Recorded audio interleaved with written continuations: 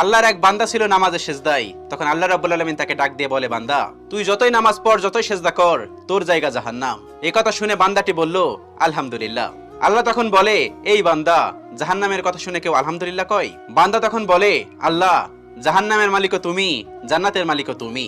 তুমি আল্লাহ খুশি হয়ে যদি আমাকে জাহান্নামও দাও, তাও আমার আপত্তি করার কোনো অধিকার নেই। আল্লাহ তখন বলেন, বান্দা, জাহান্নামে গেলে তুই পুড়ে যাবি, তোর খুব কষ্ট হবে। বান্দা তখন বলতেছে, আল্লাহ, কষ্ট শুধু আমার হবে না, তোমারও হবে। আল্লাহ তখন বলতেছে, বান্দা, তুই পুড়বি জাহান্নামের আগুনে, আমার কষ্ট হবে কেন?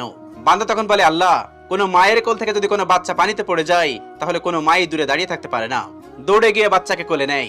আমার বিশ্বাস, ওই মায়ের চেয়ে কোটি কোটি গুণ দয়া তোমার বেশি। আমাকে জাহান্নাম দিলে তুমিও আল্লাহ শান্তি পাবে না। আল্লাহ তখন বলে, বান্দা, এই দলিল তুই কই পাইলি?